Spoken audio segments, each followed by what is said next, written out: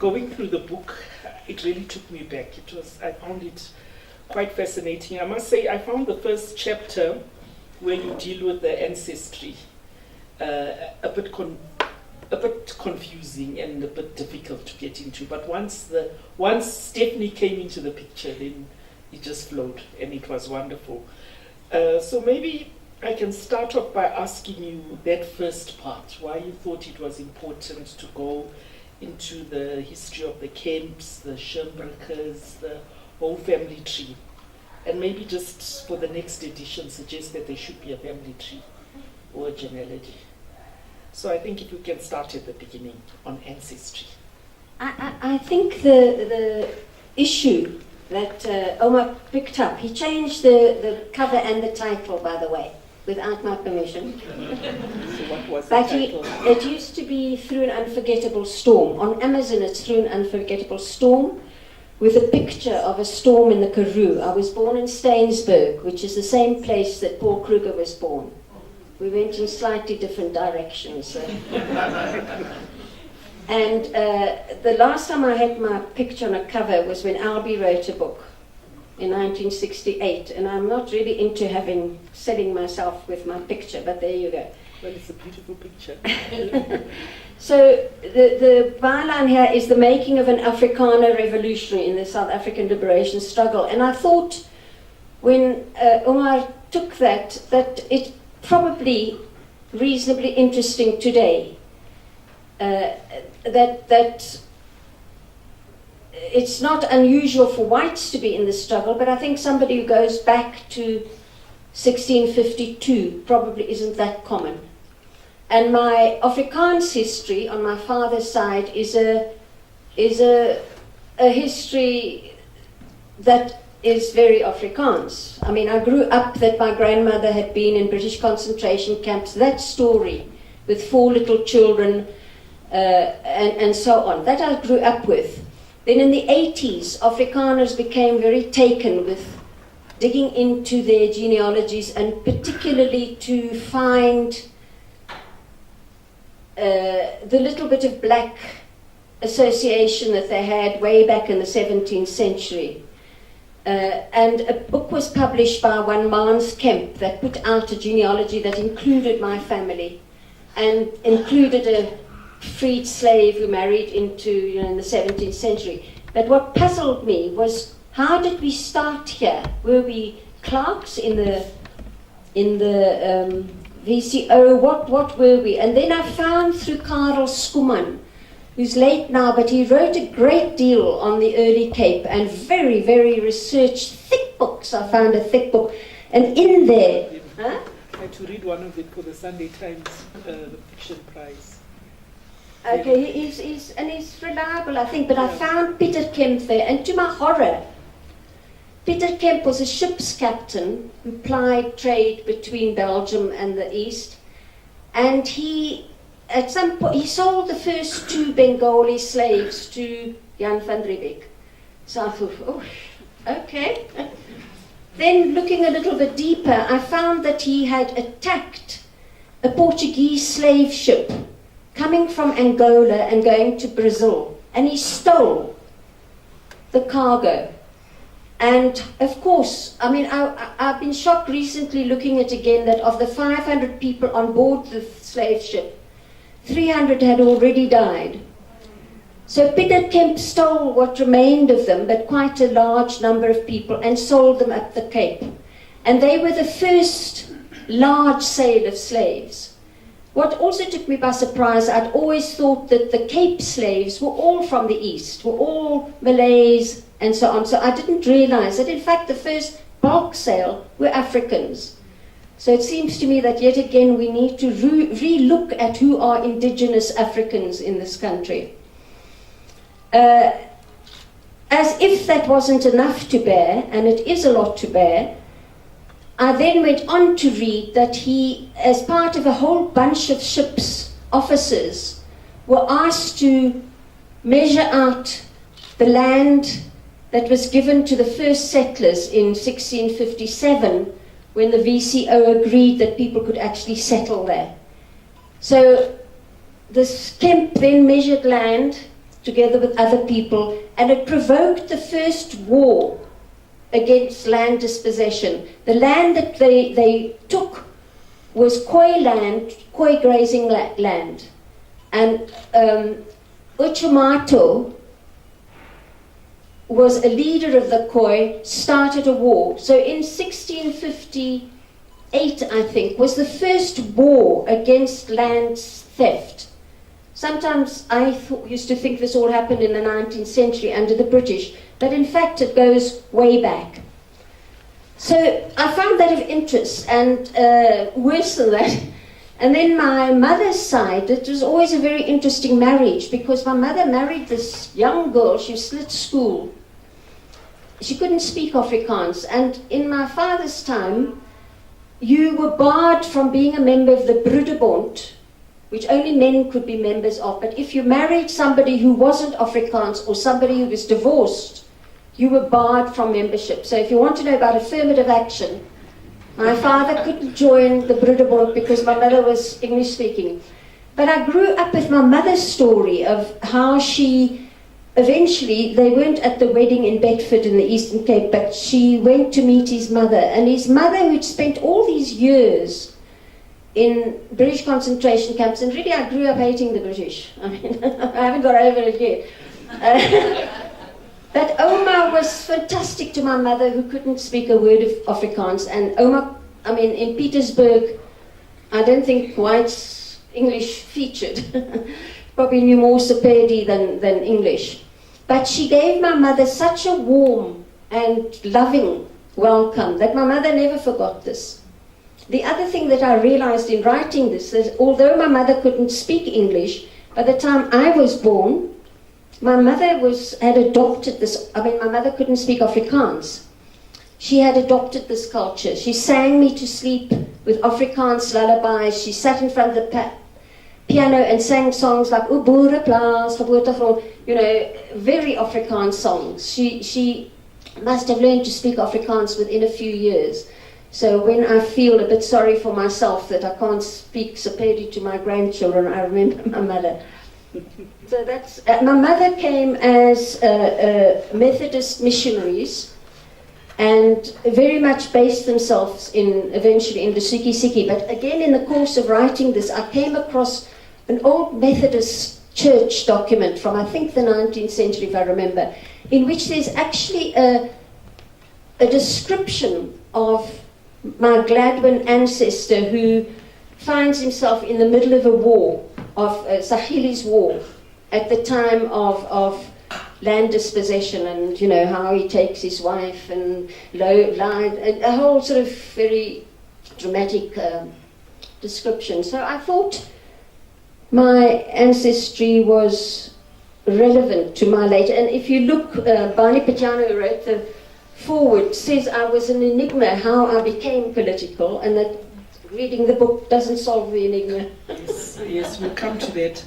But I was criticized for my biography on Walter and Albertina Sisulu, that one of the reviews, the criticisms, was that there's a whole chapter before the subject of the biography comes into the story. Because I started with Walter's mother and how that happened. And I still, even if I went back to writing again, I wouldn't change that, because I think the roots and the ancestry are important. And it's important to understanding where someone came from. And I found it fascinating because you have a way of, they say show not tell, that's how they teach you in writing courses. But sometimes the show not tell, sometimes you show and one wishes you would say a bit more. I mean, like when you talk about Pete, but you can tell you just have this kind of throwaway statements. So I think somewhere I was looking for it, where you talk about land and people, you know, the theft of land and people. It was, and then I like this where you talked about the 1948 by a narrow majority in white minority elections. Those for whom the humiliation of defeat by the English still rankled, the hardline chauvinists finally won South Africa back. They immediately set about dragging South Africa backwards to their lost dream, tightening the legal entrenchment of white minority race rule apartheid. And that was quite fascinating for me also, because growing up in Zimbabwe, we were also dragged back in 1965 to a white settler, well, to a assertion of white settler minority. So that was interesting, but then to get to you and your birth and going to school, I think because I was looking at what is this, was there some kind of epiphany that made this person into this political radical? Because it's quite an extreme. I mean, it's quite an extreme. There's few people who traverse that from growing up. I mean, it's like Bram Fischer's story, and Bram Fischer talked about that one epiphany where he shook hands with a black person and his feelings of revulsion. He was confronted with that, and it kind of changed his life. And I was trying to see, and I didn't quite get that. What, you went to university, yes, you saw all these things, you met these people, but was there one specific thing? It was absolutely just an nothing. Accumulation of a lot of things, because there's like no explanation. How does this Afrikaner girl suddenly become a communist? Well, it wasn't so suddenly. I mean, throughout I was in exile for quite a long time, and I was thinking the other day, ANC people, SACP people never questioned how I got there, none of them, but other people did, including a Namibian. There was nothing, I hardly knew any black people, in fact, when I joined the Communist Party. But preschool, I noticed that things around me weren't fair. I didn't discuss it with anybody, I was a little kid, but I noticed, and that grew with me, including the only dramatic story I could remember. And these weren't stories of my family, so they weren't like elaborated or anything, they were my memories. And there was I was born in Steynsburg, where Paul Kruger was, in 1941. And when I was 2, I was then there until the end of my primary school in Malmesbury, which was at that time entirely of white Afrikaans. And I remember going to the Jan van Riebeeck Festival in Cape Town, and it was a big undertaking to drive to Cape Town from Malmesbury in those days. And there was this exhibition, and by then I was conscious. I don't know why. I mean, what I eventually said to somebody is, you're asking the wrong question. The question isn't how did I become conscious? The question is, why didn't everybody else notice what I could notice as a preschool child, that, life didn't look very fair from where I sat around me. Why didn't all the other whites not notice? This once happened when there was a Swapo comrade staying with me in London, Shakatepwa. He just heard that both his parents had been bayoneted to death in northern Namibia, Southwest Africa then. He asked me the same question, and at the time, every time somebody asked, I would have another passionate explanation for myself. And at that time, I explained myself in terms of my Calvinist upbringing. And I can be very persuasive. And he sat very quietly with his head. And I said, if you're a Calvinist, you learn to confront the truth, etc., etc. And then when I finally kept quiet, he said, but what happened to the other 99.9% of Calvinists? And I think that's really the issue. It's not how did I become conscious. It was all around us. I mean, unavoidable. By high school, I knew it was apartheid. I knew it wasn't an act of God, that it was apartheid. And that took me. And sometimes I think now, as a ANC person, that it can be very difficult to break the emotional ties that you have, as I had with my government. If you loved your country, you loved your government. And in high school, by which time I was in Port Elizabeth at an English school, and I think the move from Malmesbury to Port Elizabeth was dramatic, because suddenly I saw proletarian men walk the street, workers from the factory, from the car factories. But by the time I went to UCT, I arrived there in 1960. I mean, as you know, within weeks, Sharpeville happened. Within a few more weeks, there was the first assassination attempt on Verwoerd, and from then on, really, the country had changed. But by that time, I knew. I went to UCT knowing that I wanted to find somebody who could take me forward and show me what to do about apartheid. It was no longer a question of finding out about apartheid, it was a question of finding answers.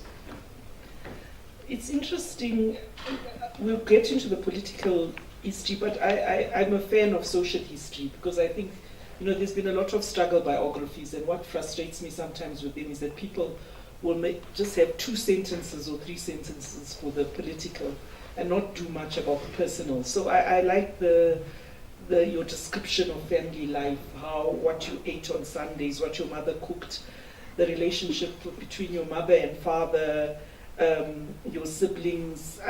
The thing about the Jewish, about harassing the Jewish shopkeeper, I think. There's this one about is it Bepi? Bepi de Bruin. Yes.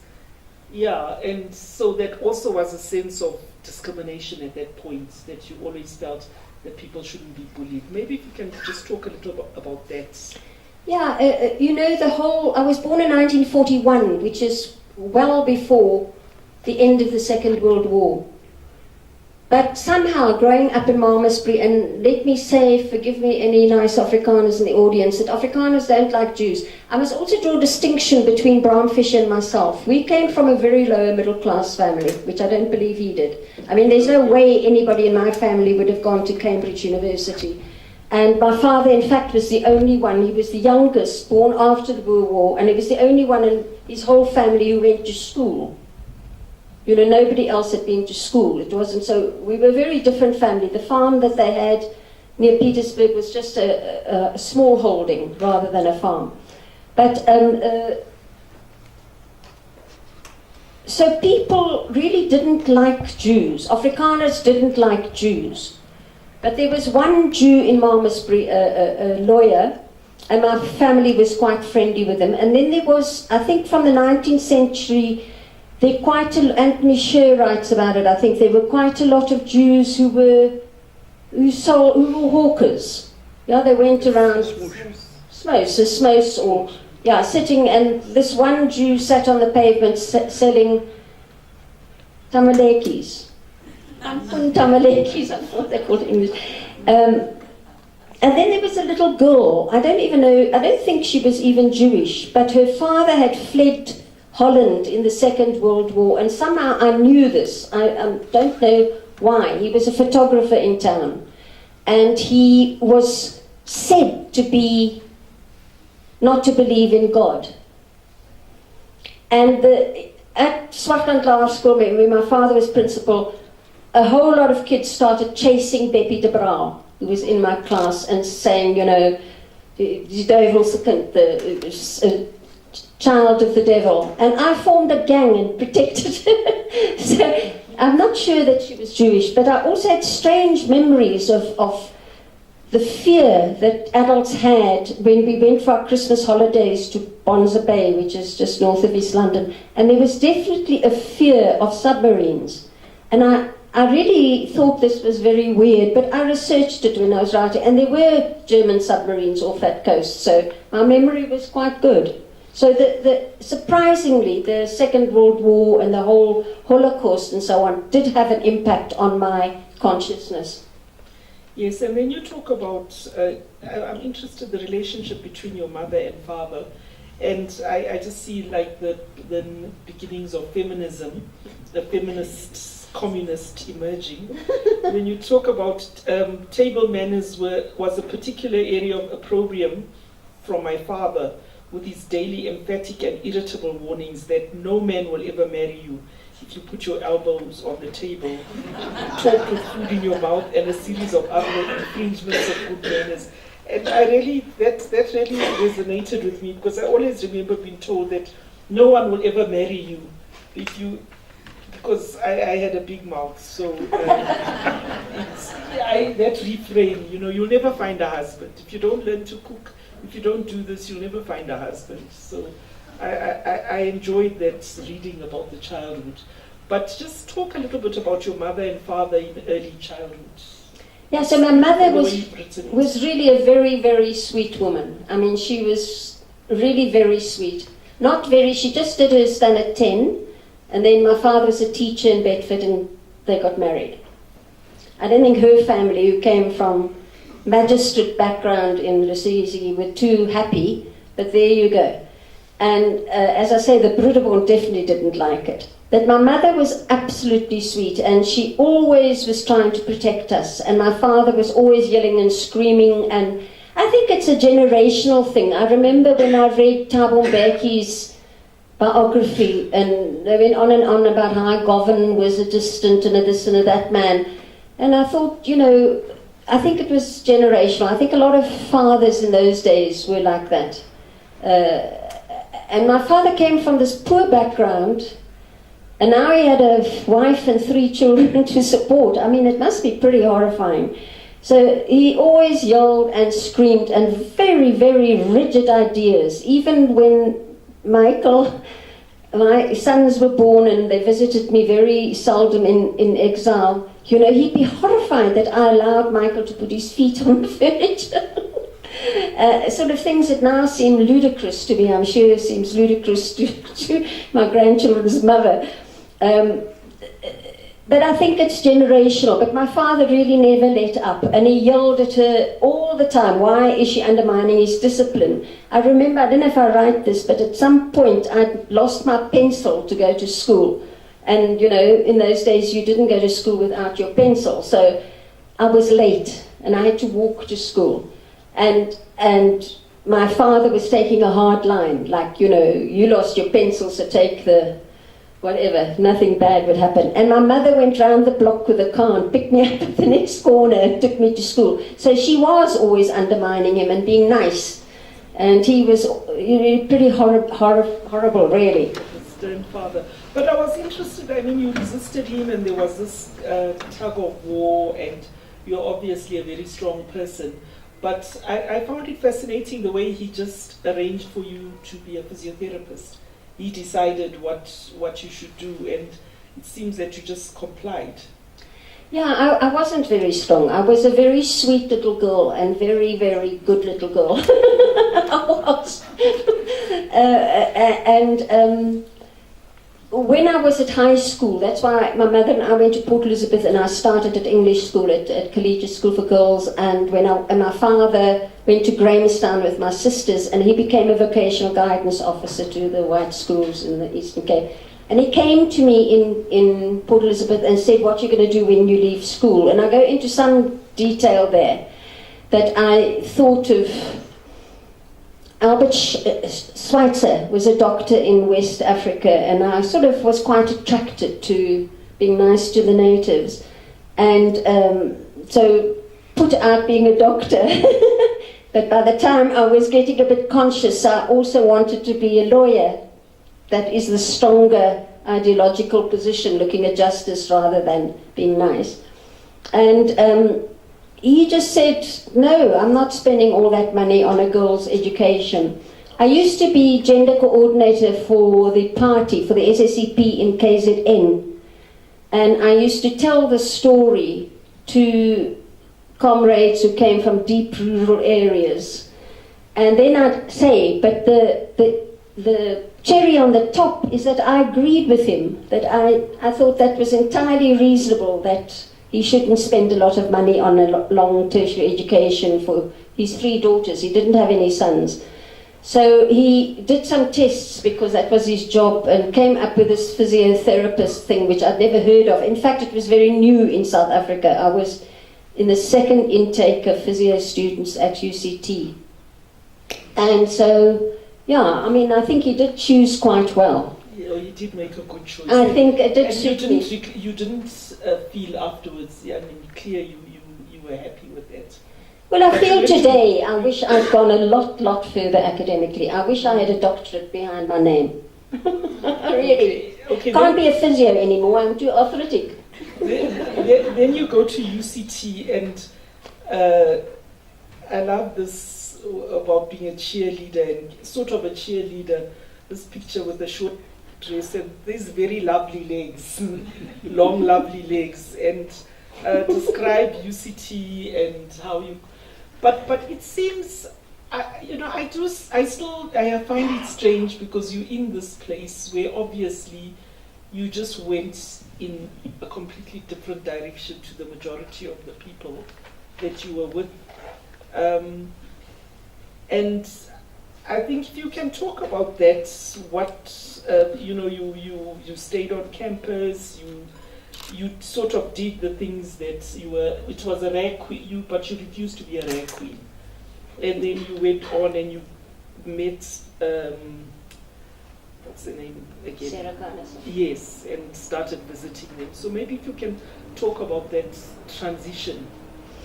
Yeah, so I arrived at UCT to do this physiotherapy diploma. When I think back now, in what a white world I left, really, I lived, really, I mean really. If you were white in my age, that was really everything. I can remember in the 80s reading that in the Cape, black women were beginning to wash the hair of white women in white hair salons. And I was like astonished. Wow, this country has really moved forward. I mean, everything was white. And so was UCT. Everything. I mean, you of course you took it for granted. The Cape was probably better in that there were black flower sellers, but everything else was white, and Sharpeville happened. So any contact that there'd been, for instance, in the Communist Party, now became almost impossible. The 50s of you were detained, even in the 1960 state of emergency, people were detained together. So you were in cells together and you felt quite pleased when you were eventually released. But by the 60s, soon after Sharpeville, the security legislation was introduced. Life became different.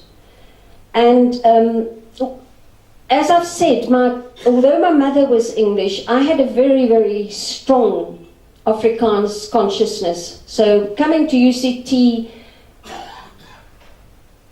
I wasn't that keen on all these English people. They were all in NUSAS. They were liberals. A lot of them were members of the Liberal Party. I didn't like them. I didn't like how they saw it. There's a bit in Annexure that I only had one very good editor, but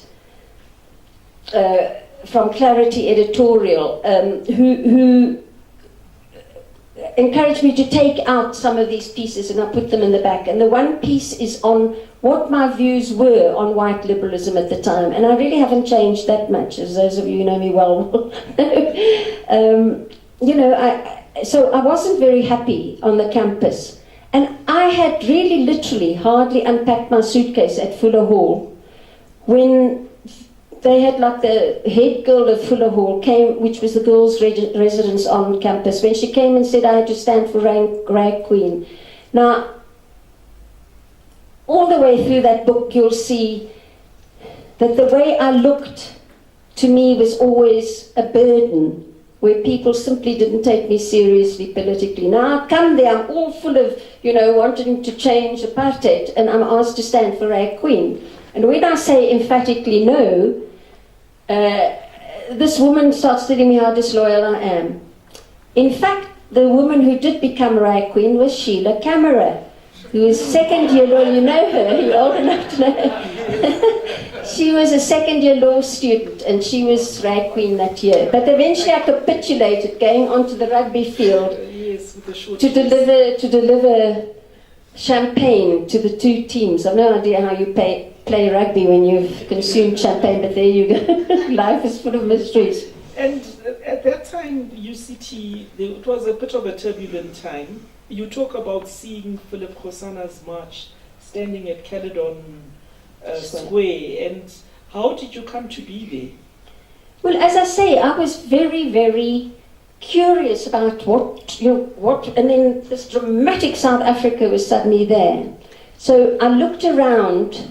John Carnison is here in the audience, but I looked around to see what to do, and it became very clear to me immediately nothing was going to happen to me on campus. I didn't like NUSAS and the rest of them.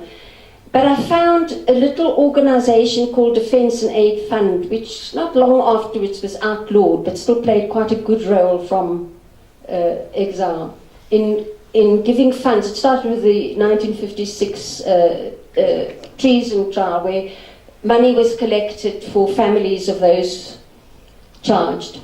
And they had a small office near Parliament, and I stumbled on this office, and they put me as a volunteer into the finance committee. And it's about the same time I became an atheist, and I've never changed. But I have to say it was an act of God that I ended up there, because the finance committee was entirely older women who were all Jewish, well, mostly Jewish, and all members of the old Communist Party. People like Albie Sachs's mother, Ray, people like Ray Alexander's sister, Dora, and Sarah Carnison. I had never, ever in my life come across anything like it. These women, they didn't care what they looked like. I mean, I grew up in a place where my mother literally wouldn't walk out of her bedroom door without all her makeup on, all her hair up. I mean, no slopping around in a dressing gown. You know, that was how women were. And what occupied you was other women. Oh my God, look at Amelia. She's wearing a brown jersey with a navy skirt. Horror, horror, you know. And here was this bunch of women. Firstly, they didn't appear to care what they looked like. And secondly, all they talked about was the struggle. And I'd never heard of the struggle. I mean, they talked about Clarence Kadali, and they were picking apart what had happened in struggle. It was astonishing. And very quickly, John, who's here, his mother and father started inviting me. They had a boarding house on the front of Table Mountain. And they started inviting me to supper every Thursday. I picked up fairly easily that John's father was probably Central Committee. By this time, the Communist Party had been outlawed for close on 10 years. So it was a seasoned underground organization. The ANC was outlawed 1960, and the PAC had only existed for a few months when it was also outlawed. I don't think people often appreciate how quickly the the PAC after its founding was outlawed. So I used to go every Thursday night and have supper with the Carnisons. I was 18. I'd never come across anything. Now that was my moment.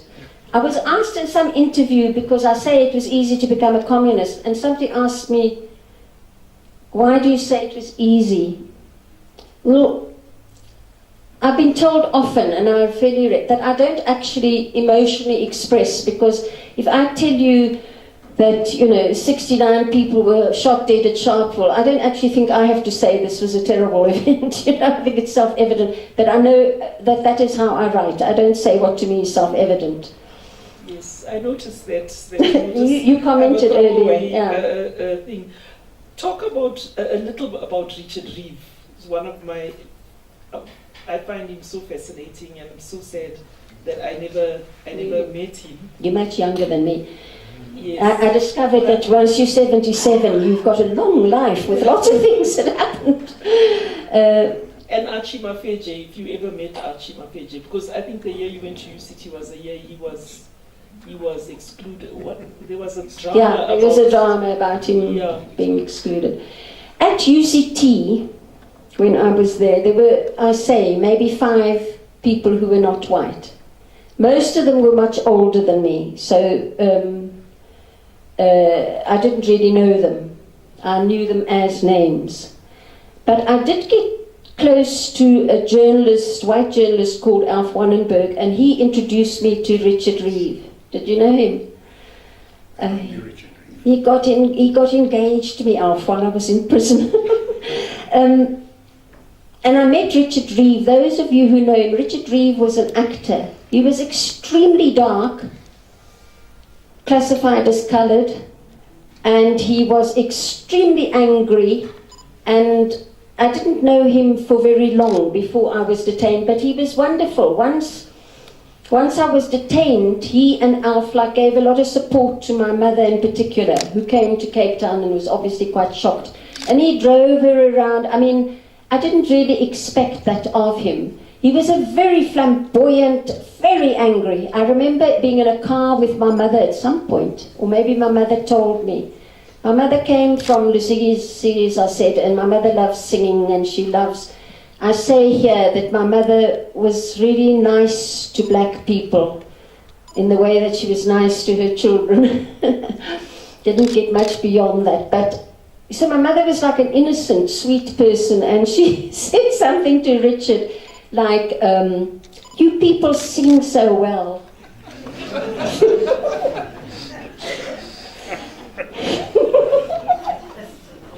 Yeah, and he blew up. I think my mother uttered a word after that. But at the same time, he didn't have to put himself out, yes, you know, for this white detainee, but he did. Yeah, I always remember, I think it was Bill Nesson that was telling the story of Richard Reeve, that he was talking, these white ladies used to come for the summer classes at UCT. They used to like Richard, and he used to talk, and one time he was saying, you know, I was the first colored person to get a degree from Oxford. I was the second colored person to get a degree from Oxford. And then they said, and he said, and you know who was the first? And he said, Sir de Villiers Graaf. And they laughed. There was this expression in my childhood, before Afrikaners started actually actively looking for black ancestry, where you said so-and-so had a touch of the tar brush. Okay? That's an interesting expression. And we used to say that about Sir de Villiers Graaf. He's got a touch of the tar brush, you know. So, yeah, so that's what Richard Reeve picked up on. But anyway, okay, so now you are... Can I... This is going to take hours. She's only got me now, we're about 20. Yes, Well, the two... I'm 77 now. Well, give a communist a platform and they, you know... We're going to jump a decade they or so. blossom. Can't we ask some of the people in the...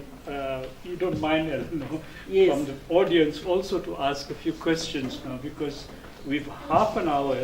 Okay. And I did think this evening I couldn't get out of my head that I felt like I was fakey mentor going in front of the commission. So thank you, Eleanor. Okay, we'll just jump into the trial and how you got into trouble and etc. Sound like the Irish, the troubles. Yeah. But I was fascinated because you with the story about Ellen Brooks, because Ellen Brooks was our GP when I was a little girl growing up in Zimbabwe in a colored suburb called Arcadia. And Dr. Brooks used to come, and he was one of the few doctors who used to do house visits to black people's homes. And I always remember my mother and my aunt talking about it, saying, oh, poor Dr. Brooks, you know, his son Alan is in such trouble there in South Africa, is in jail. And then they would shake their heads and say, you know, children, the things children can do. So many, many years later, I met Alan and I told him the story, and he was very interested because he was writing something about his father. But if you can just go into that part and then we open up for questions. So I was recruited by John Carnison's father into the Communist Party, and I like to stress that because I became famous because a year later Adrian Leftwich, which was a member of, who was president of the hated NUSAS and a member of the Liberal Party, managed to recruit me into the ARM. The ARM was an all-white sabotage organization, almost all-white. So we were unusual. Then eventually I was arrested. Our trial was unusual because we were very ordinary, you can say, white South Africans. You know, before that, whites who were on trial were people who perhaps had already had a profile as communists and so on, whereas we apparently came from nowhere. And one of my co-accused was Alan Brooks, who was just another student on campus, not particularly well known, and as Eleanor says, from Zimbabwe, from Rhodesia then, he was one of my friends on campus. And curiously, he was also in the underground SACP and a member of ARM. I mean, the same editor said to me, she doesn't know why I'm so hard on myself, because I'm really shocked that I could be in these two ideologically completely opposed. In my view, what motivated white liberalism and certainly the ARM was a very powerful anti-communism So here I was, and I didn't tell the party that I was now recruited in this underground sabotage outfit. And then I was a little bit relieved when Alan Brooks had been in the same situation, but I suspect he was first in the ARM and then got recruited as an SAP. I was worse. So, yeah, very bright. Did you get in trouble with the party later? No. Ilse, now Wilson, but then Fisher, Bram Fisher's younger daughter, was my party leader in Cape Town. And years later, she said to me, "We were very surprised when you appeared in court," which I think quite a lot of people were. So Alan was like an ordinary academic. He studied under Jack Simons. So he was very bright academically, and yeah, like me, went to prison.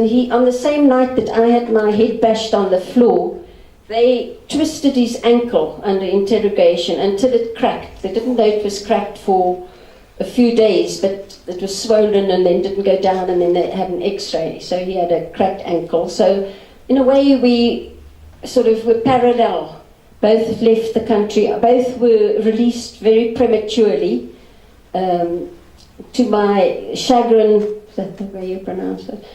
John Forster, who was Minister of Justice, said if our parents could prove we were misled by NewSAS, then he would release us early. I couldn't stand NewSAS, but my father duly trotted along, and then I was released early. Alan was released. All of us, except Eddie Daniels, were released early from our sentences, which was unheard of. And as I say there, Nelson Mandela, who'd just been sentenced, and the Rivonia trialists, wrote to the minister using our case as a precedent and saying these people were given early parole, and it was unheard of for political prisoners to be released early. These people were released the Robben Island people. Guess what happened? He never got a reply. Yeah, I found it interesting because there was like this shock that this beautiful young blonde girl, how could she do these things? But I think we open now to questions and comments. Yes, the Burger said something. They published 50 years on recently, and it said something like, "You wonder how such a lovely girl could could do this," and then they offered and they said it was a man. Yes. It really went down well. And then Albie repeated this in the next book he wrote with my picture on the cover. You were supposed to be a rare queen. Yeah. Okay. Are there any? Yes, Omar.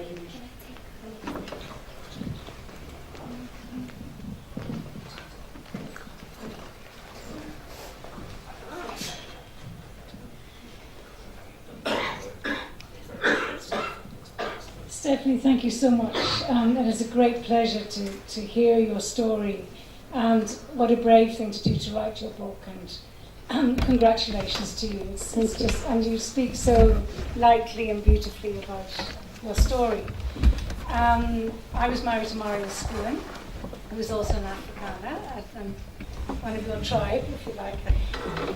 But I'd be interested to hear a little bit about your life in exile as well. So, what happened after you came out of prison? How did you spend life in Lusaka? Did you work in Lusaka as well, or did you go into exile as well? But yeah, I'd be interested to hear about that. You must read the book, Sherry. So, I know. So let me first just say that this Defence and Aid that really was a crucible for my recruitment into SACP.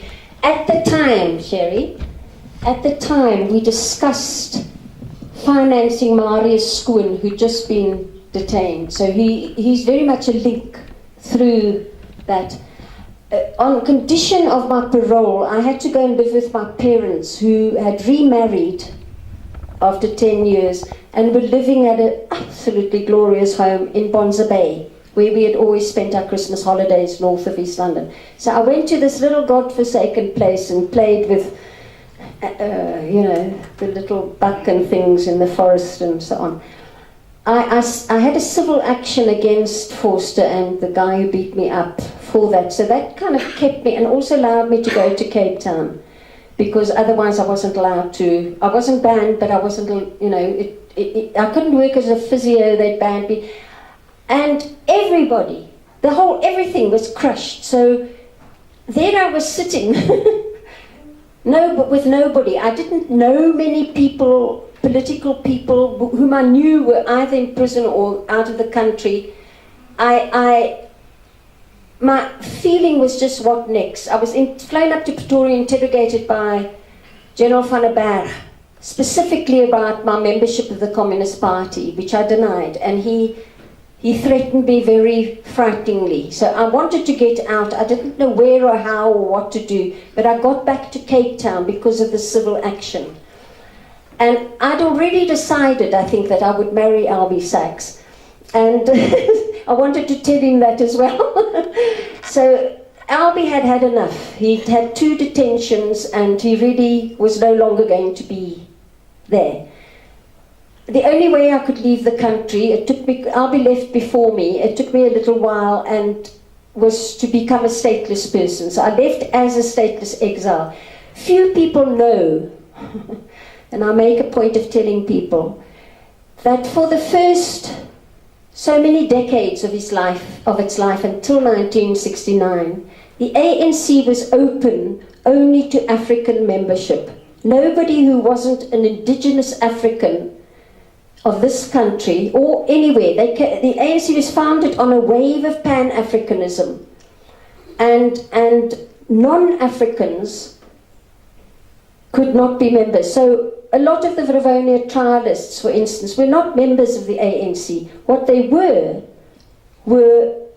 active leaders often of Umkhonto weSizwe, which was set up as a separate organization with 3 high command members from the party and 3 from the ANC. Now you had a situation where suddenly everybody's flooding into exile. African countries like Tanzania had just become independent. Yeah, you must try and feel what it felt like. They were willing, a little reluctantly, to give hospitality to the ANC, but not to Joe Slovo, who was a high command member of MK, not to MP Naika, who was a provincial commander of MK, not to anybody who wasn't an ANC member.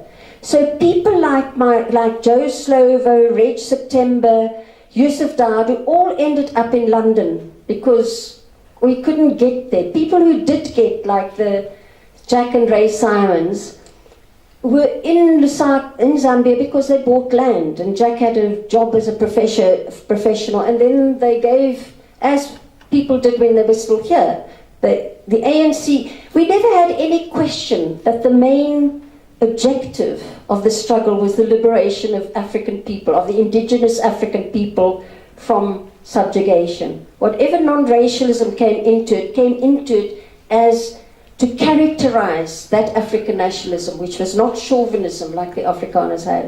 It was an open nationalism. So maybe we What can was the get question? another question.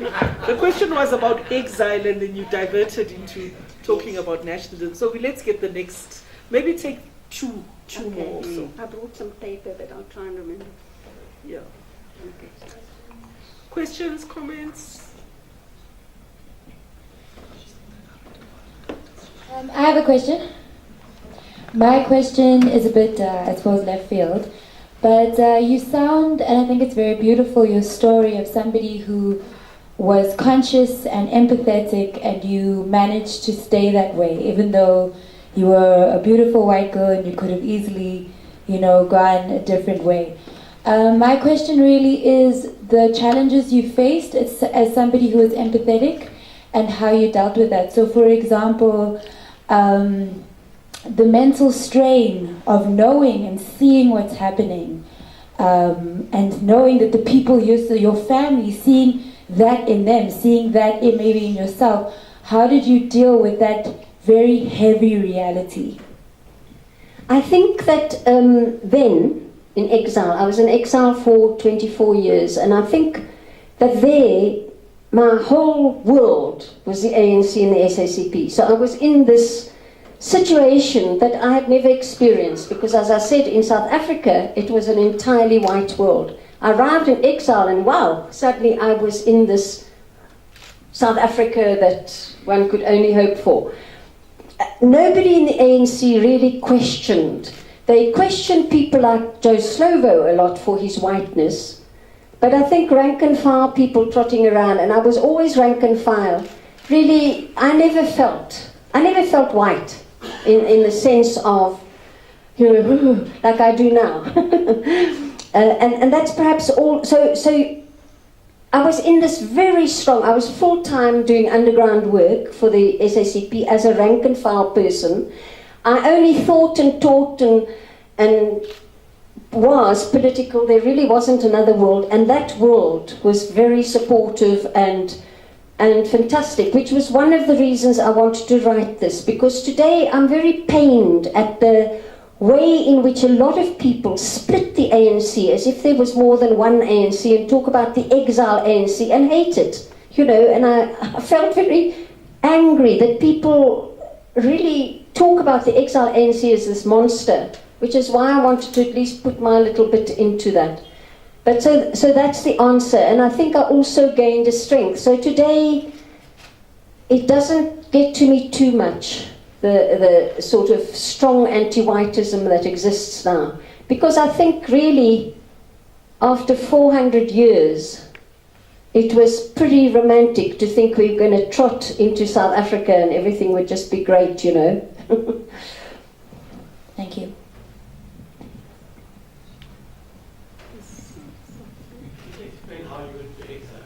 Sorry? How did you go to exile?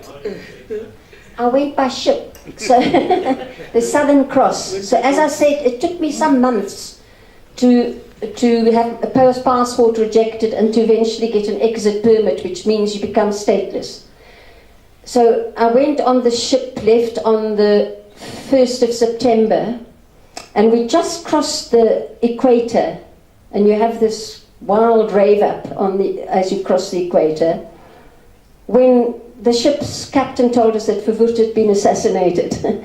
So that rather influenced the rest of the journey, because the ship had come from New Zealand, and all the New Zealanders and Australians were heavily into apartheid South Africa, and there was a group of us, including Dennis Brutus's wife and all his children, and Isaiah Steyn, thank you, from Port Elizabeth.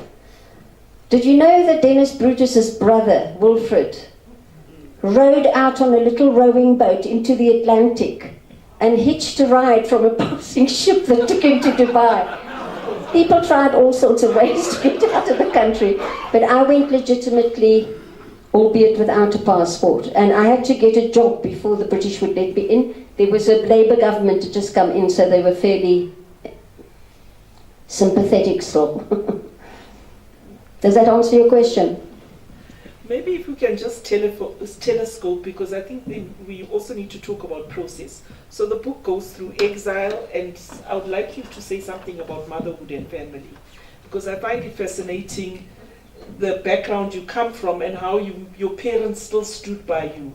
I found that quite touching, that because many people who were in the situation, you know, would be cut off or ostracized completely, because it was such a shocking path to take, but they still supported you. And then you had these children, and I like the picture carrying your kids with the poster one side and the kid one side. So how you managed travels through Africa, Tanzania, Mozambique, coming back home, and the difference, you know, coming back home and all the things at home.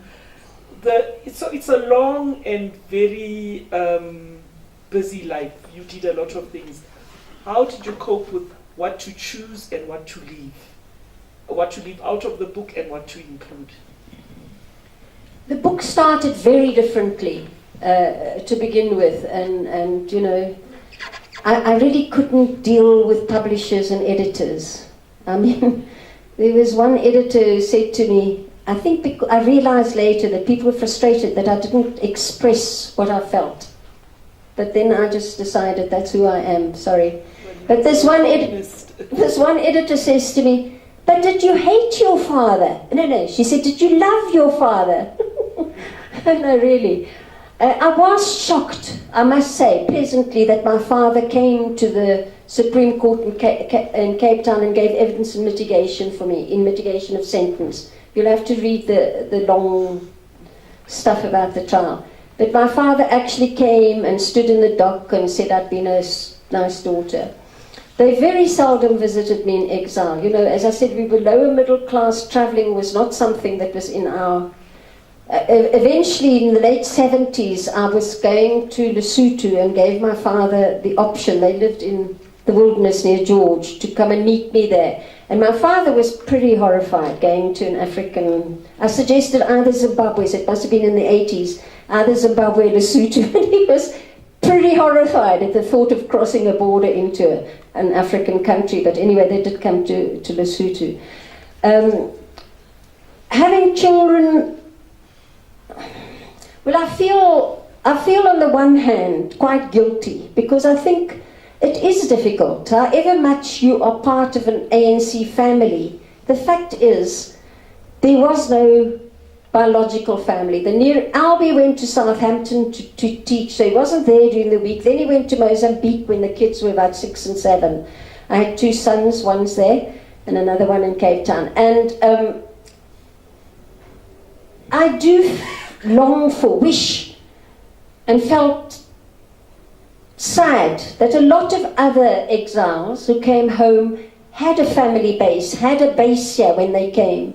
I tried quite hard to recreate mine, but really, you know, half my family were in the Broederbond, and I mean, I remember this one Broederbond cousin who was Chancellor of Pretoria University and also Verwoerdstentist, taking us on what was then a sort of nationalist party hideaway in the Kruger Park, sort of group of family, and saying to me, "You're the first," this is now after 1990, "you're the first ANC person I've met." I mean, you know, it was very difficult. I mean, and in the end, I really didn't have a base that I could hand over to my children, a family base. But on the other hand, you know, both my sons have become totally with the values, and they don't remember, but when they were about 10 or so, they came to me in a little delegation in London and said, "We're not South African, we're British." And I sort of, okay, you know, fair enough, as long as you're not racist. But eventually they did become South African, but not only that, they have absolutely unshakable values that perhaps they wouldn't have had if they'd grown up here as white South Africans. They were horrified, both of them, when they came back and encountered white racism here. Not that it was absent in Britain, but it was very different from the rawness they encountered here. So it was not easy. I was totally absorbed, and the struggle really came first. And yeah, I sort of dragged them around and to demonstrate. Alan in the picture was 5 months old, and he was in this demonstration in London. And but I think the end result is a good one. You think so? Yeah. Well, it's absolutely fascinating, and we can spend the whole evening here. We do want to sell books. Yes. And so I'm going to ask you to take over that table. Yes. And hopefully you will buy some books. Yes. And hopefully we will have another session, because I know that... I talk a lot. Oh, yes. Pretoria University wants to do us event, Durban, East London. So, you know, we're going to travel, or hopefully you will be able to travel, to all of these spaces and your stories. He's going to go back to UCT and stick there. Yes, exactly. Yes. Yeah, and this year is the anniversary of